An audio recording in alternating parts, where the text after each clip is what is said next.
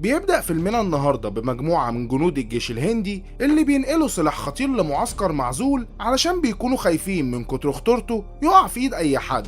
وفي الوقت ده بتتضرب صواريخ على عربيات الجيش، فبيبدأوا الجنود يدافعوا عن الجهاز ده بكل طاقتهم. بس الموضوع بيكون صعب علشان في دبابات وصواريخ وكمان طيارة حربية بتهاجمهم. وبعدها بينزل شخص مقنع من الطيارة وبيتكلم مع قائد الجيش وبيعرفوا ان الحرب بينهم بدأت، وبيقدر ياخد منهم السلاح وبيختفي. وبعدها بنشوف العميلة السرية ميشا والجاسوس تشانج في الصين، وتشانج بيقول لها على اللي حصل وان اللي سرق السلاح ده مش تابع لأي منظمة وبيشتغل لوحده، وممكن يكون كان صديق ليهم زمان، فعلشان كده سهل يكون عدو ليهم دلوقتي. فهو بيكمل كلامه بياخد رصاصة في دماغه وبيموت، وميشا بتجري ورا اللي ضربه بالرصاص وبترميه بسكينة في ظهره، بس هو ما بيتأثرش وبيشيلها ولا كأن أي حاجة حصلت، وبيكمل خناق معاها وبتدخل فيه حديدة بس ما بيموتش، وبنلاقي الجرح بيختفي. وبعدها بيرمي ميشا وبيهرب.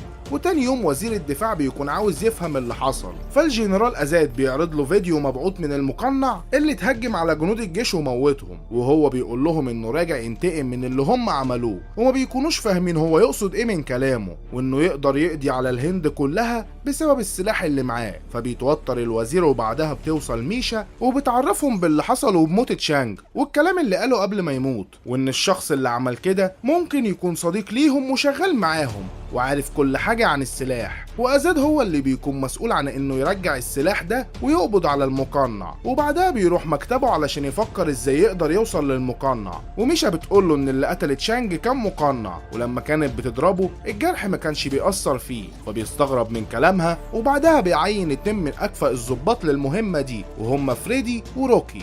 وبنرجع بالزمن علشان نتعرف عليهم وعلى مهاراتهم، فبنشوفهم وأزاد بيطلبهم في مهمة خطيرة، وهي انهم يجيبوا السفير الهندي المخطوف هو وعيلته من جماعة جمال، واللي خطفهم هو يحيى ابن جمال علشان ينتقم ويجيب حق ابوه، وده علشان ابوه مات بسبب المخابرات. فالطيارة بتنزلهم قريب من الحدود، وبيكون معاهم حصانين علشان يساعدوهم في المهمة. وأول ما بيوصلوا للمكان اللي فيه السفير وعيلته بيدخلوا للمعسكر وبيهاجمهم روكي بالسهم والقوس، ودي كانت طريقة قديمة في القتال. وفريدي بيضربهم بالسكينة، وبعدها بيستخدم المسدس وبيكمل قتل فيهم، وبيحطوا قنابل في كل مكان علشان تساعدهم في الخروج من المكان، وبيقدروا يخلصوا على كل الحراس رغم ان عددهم كان كبير، وده بيبين قوتهم. وعلشان كده أزاد ما بعتش حد تاني معاهم في المهمة وانهم قدها. وفريدي بيقتل اكتر من روكي، فبيتحداه يوصل لنفس العدد كأنهم في لعبة. وبعدها بيوصلوا للسفير وعيلته، بس بيهجموا عليهم 2 من الجماعة فبيضربوهم،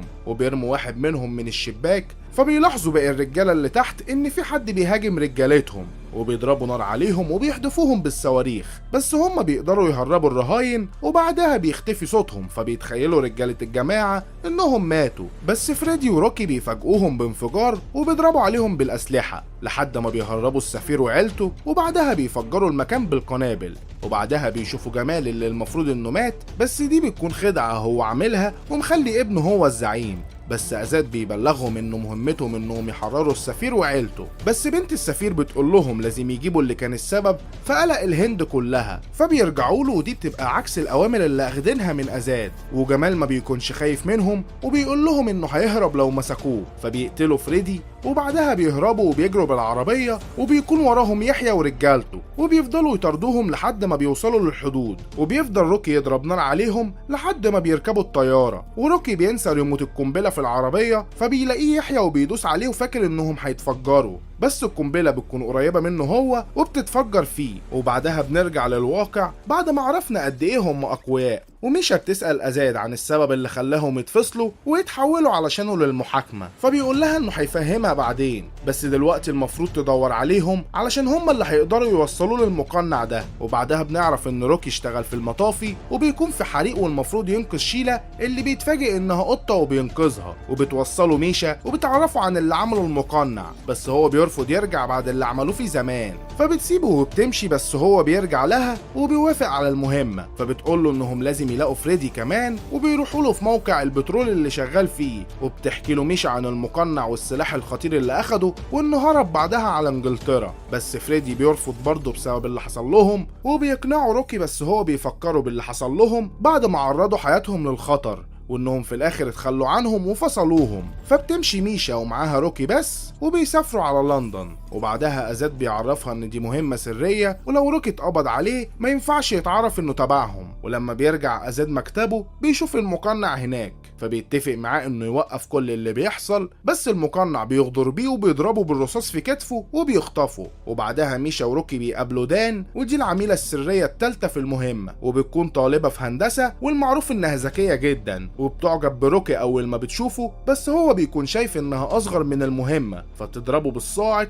علشان تثبت له انها قوية. وبعدها بتاخدهم على المعمل بتاعها، وبتطلع انها مش زي ما هو فاكر، وانها كمان مخترعة، وبينبهر بالمعمل بتاعها. وبعدها بتقول لروكي على الخطة اللي هيمشوا عليها، لانها عرفت ان السلاح موجود تحت الارض، وعلشان كده لازم ينزلوا الممر المترو، وانها هتقدر توقف المترو لفترة صغيرة، وفي الوقت ده لازم يخلص مهمته، لانه لو اتأخر وقتها المترو هيتحرك وهيموت فيها، وما بيكونش قدامه غير انه يسمع كلامها. والمقنع بيكون بيعذب في ازاد وبيقوله انه مش هيقدر يوقفه عن اللي بيعمله ولا هيوصل للسلاح. وفي الوقت ده بيبداوا الثلاثه في خطتهم وبيوصلوا للمترو، وروكي بيستنى المترو، وميشا بتدخل غرفه المراقبه وبتقتل الاتنين اللي فيها، وبتتواصل بعدها مع دان اللي بتديها التحكم علشان تقدر تعطل المترو. ودان بتقدر توقف المترو 15 ثانيه بس، وبينزل روكي قدامه وبيكون خلاص هيدوسه، بس بيطلع لاخر لحظه، وبيقابل دان وبيفجروا الارض علشان يوصلوا للنفق اللي تحت المترو. وفي الوقت ده ميشا بتوصل بعربيتها النفق وبتفجر السطح، وبيوصلوا الحراس على صوت الانفجار، فبيستخبى روكي ودان. وبعدها بيهجم روكي على واحد من الحراس وبيقتله، وبياخد سلاحه وبيقتل في باقي الحراس، لحد ما بيوصل المقنع وبيهاجم روكي وبيكون قوي، بس روكي بيقدر عليه وبيستخدم مهاراته وبيقتله لحد ما بيضربه بسكينة وبيرميه. ووقتها بيكون فاكر انه مات، بس بيتفاجئ بيه وهو واقف قدامه ولا كأن اي حاجة حصلت له، وبيضرب روكي وبيوقعه وبيهجموا عليه الحراس وبيثبتوه. وقتها بيعرف روكي ان مهمتهم فشلت، بس بيوصل فريدي للمكان ومعاه RPG وبيضرب في الحراس وبياخد سلاح وبيخلص على الباقي. ودان بتكون متفاجئة بيه وبشجاعته، وبعدها بيسألها على الخزنة وبيتحركوا علشان ينفذوا مهمتهم. وفريدي بيقول لروكي انه ما كانش هيقدر يسيبه لوحده ورجع علشانه. والحراس بيحدفوا عليهم قنبله، بس هم بينطوا بعيد عنها، وبيوصل المقنع وبيضربوهم هما الاتنين، بس ما كانش بيتأثر بالضرب، وبيقدر بضربة واحدة يطيرهم هما الاتنين. ووقتها بتوصل ميشا وبتخبطه بالعربية لبعيد، وبيقوم بعدها وبيكونوا مستغربين انه قام بعد الخبطة دي ومفيش ضرب بيأثر فيه، وبيفجروا السقف وبيوصلوا للنفق اللي في الخزنة اللي فيها السلاح. ودان بتكون مسؤول عن فتحها وبتقدر تفتحها، ولما بيدخلوا بيتفاجئوا ان السلاح ده بيكون واحدة اسمها بريا. وروكي بيطلع انه يعرفها من زمان وبيكون عاوز يفهم اللي بيحصل، فبتقول لهم انها كانت شغالة مع ازاد، وكانوا عارفين ان ممكن يحصل هجوم على الهند في اي وقت بسبب ان في دول بتكرهها، وعلشان كده طور ازاد نظام الدفاع، وكان عاوز يحفظه في مكان صعب حد يخترقه، بس بسبب تطور التكنولوجيا كان صعب يلاقوا اي مكان غير العقل البشري اللي صعب انه يخترق، فزرعوا شفرات تطور النظام في دماغ بريا. وبيكمل فريدي اللي حصل وبيقول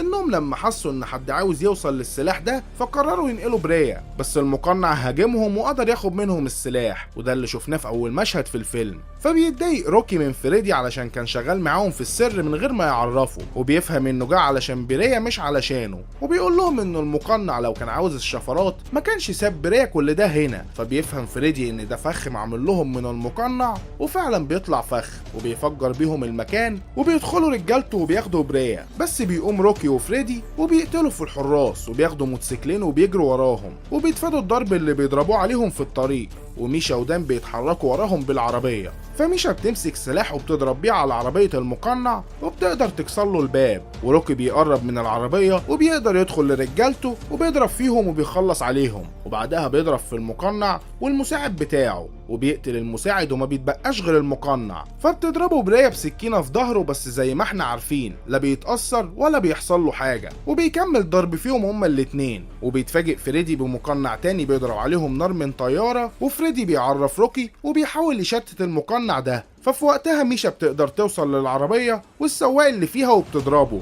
علشان يقف بالعربية، فبينزل المقنع التاني من الطيارة على سقف العربية، فبينط فريدي من على الموتوسيكل وبيوصل للمقنع على العربية، وكده فريدي بيحارب مقنع فوق العربية، وروكي معاه مقنع تاني في العربية ومش قادرين عليهم. بس في الاخر روكي بيقدر يتخلص من المقنع اللي معاه وبيرميه بره العربية، بس فريدي ما بيكونش قادر على التاني، لكن ميشا بتقف بالعربية فجأة وبتوقعه من فوقيها، وبعدها بتهرب فبتخبط فيها عربية وبينزل منها مسلحين بيقبضوا عليهم، فبتهرب دم بالعربية بسرعة قبل ما يتقبض عليها، وبيظهر مقنع تالت وبيكون هو رئيس المقنعين كلهم، وبيتفاجئوا بيه لما بيقلع القناع وبيعرفوا انه كبير صاحبهم القديم في الجيش. والمفاجأة اللي ما تتصدقش بقى ان المقنعين التانيين لما بيقلعوا القناع بيكونوا نسخة من روكي وفريدي، وبيطلع كبير ناوي يدمر الهند كلها رغم انه كان شغال معاهم في الجيش، وبياخدهم لمكانه السري وبيكون مجهز لهم مكان يعدمهم فيه. بس بيفهم ميشا الأول اللي بيحصل لأنها ما كانتش تعرفه ولا صاحبة ليهم.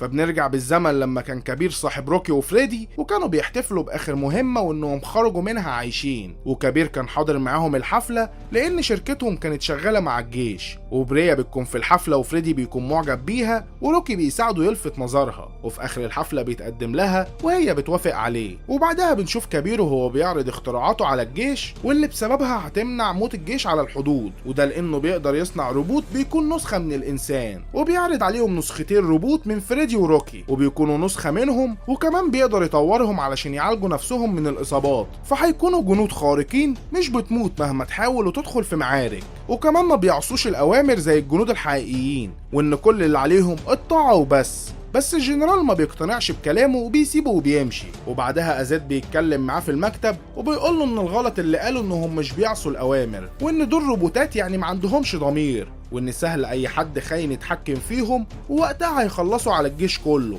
وعلشان كده الاختراع بيترفض لانه مضر اكتر من انه مفيد، والكل بيكون رافض الفكرة حتى اصحابه روكي وفريدي. فبيتضايق كبير لانه تعب على الاختراع ده 15 سنة وفي الاخر اترفض، وكان هيضرب ازاد بس اصحابه بيمنعوه، فبيرجع مع ماله وبيقرر يبيع اختراعه لاي دولة عدوة للهند علشان يبقوا يصدقوا فكرته لما يهجموا عليهم ويحاربوهم باختراعه. فبتسجل بريا الكلام اللي قاله كبير وبتبعته لأزاد، فبيجيب روكي وفريدي وبيطلب منهم يجيبوه ويقبضوا عليه علشان يتحاكم، وبيكون في المعمل بيصنع اول روبوت ليه، بس بيتفاجئ باصحابه انهم وصلوا وبيقتلوا في الرجاله بتاعته، فبيطلب من واحد من رجالته يعطلهم لحد ما الروبوت يجهز، بس هم بيوصلوا له فبيهددهم بقتل بريا لو قربوا له، وبيتكلم معاهم وبيقنعهم يشتغلوا معاه، فبيعرفوا من كلامه انه هيكون خاين في يوم من الايام لبلده فبيقتلوه. فبيتضايق ازاد وباقي القضاه لانهم كانوا عاوزينهم يجيبوه حي للمحكمه وبيفصلهم من الشغل لانهم خالفوا الاوامر. ففي وقتها بينفصل فريدي عن بريا لانه ما بيقدرش يكمل معاها بعد ما اتفصل من الشغل. وبعدها بنرجع للحاضر وبيكون روكي وفريدي متفاجئين انه ازاي عايش بعد ما قتلوه زمان، فبيعرفهم ان اللي مات ده الروبوت اللي عمله، وانه قدر يخليه يكلمهم مكانه وهو كان بعيد، ووقتها ما كانش لسه طور الروبوت وخلاه يعالج نفسه، وعشان كده قرر ينتقم منهم لانهم اتخلصوا من اول روبوت عمله، وبيبدأ انتقامه بأزاد وبيخرجه من القفص وبيخلص عليه، وبعدها بيعرفهم خطته في تدمير الهند، وده لأنه قدر يعمل نسخة من أزاد قائد الجيش وكمان من فريدي وروكي، وإنه هيخلص عليهم ونسخهم هي اللي هتكمل مكانهم وهو اللي متحكم فيها. وبعدها بيولع في الخشب اللي واقفين عليه وبياخد بريا وبيهرب، فبيبدأوا يكسروا في الخشب المولع اللي مربوطين فيه وبيضربوا الحراس وبيقتلوهم، وبيكونوا عاوزين يلحقوا كبير ويوقفوه عن اللي بيعملوا بأي طريقة لأنها بقت مهمة وطنية وفيها تدمير البلد كلها. وبعدها بتوصل دام بطيارة هي اللي مخترعاها بتقدر تدمر بيها كل عربيات الحراس وبتنقذهم، وبياخدوا جثة أزاد وبيرجعوا على الهند وبيعرفوا القائد الجديد على كل اللي حصل وإنهم لازم يوقفوه بأي طريقة قبل ما يبيع السلاح اللي معاه لأي دولة تانية عدوة للهند. وبيوصل كبير للمعمل ومعاه بريا علشان بيكون عاوز ياخد الشفرات اللي في دماغها، وبيقدر وقتها يتحكم في الهند لأنه هيقدر يعرف نظام الدفاع بتاعهم. بس روكي وفريدي بيجهزوا نفسهم علشان يوقفوه من اللي هيعمله، وده بأمر من القائد الجديد اللي رجعهم للخدمة من تاني. وبيوصلوا للمعمل بس كبير بيكون عامل حسابه ومجهز قاعدة صواريخ بتضرب على طيارتهم، فبينزل فريدي بالطيارة على قاعدة الصواريخ، ووقتها بيفكر القائد ان مهمتهم فشلت، بس فريدي وروكي بيخرجوا من الطيارة وبيقتلوا في رجالة كبير ومعاهم ميشا ودان اللي بيساعدوهم. وفي الوقت ده بيقدر كبير يتحكم في دماغ بريا وبيعرف كلمة السر وبيغيرها، وكده محدش غيره هيقدر يعرف كلمة السر. وبيوصلوا النسخ بتاعت روكي وفريدي اللي بيكونوا في نفس قوتهم وكمان بيقدروا يعالجوا نفسهم، وبيضربوا فيهم وهم ما بيتأثروش بأي ضرب. فكل واحد منهم بيضرب في النسخة بتاعته لأنه بيكون عارف حركاته وبيقدر يصدها. بس دان بتقول لهم إنهم صعب يتخلصوا منهم، وإن ميشا عمالة تضرب في نسخة أزاد وما بيموتش، وإنهم لازم يتعرضوا لضغط كبير علشان يموتوا لأن كبير بيكون مطورهم. فبيركب روكي وفريدي العربية وبيتحركوا لمنطقة الضغط العالي، والثلاث روبوتات بيكونوا وراهم، ووقتها بيحصل لهم انفجار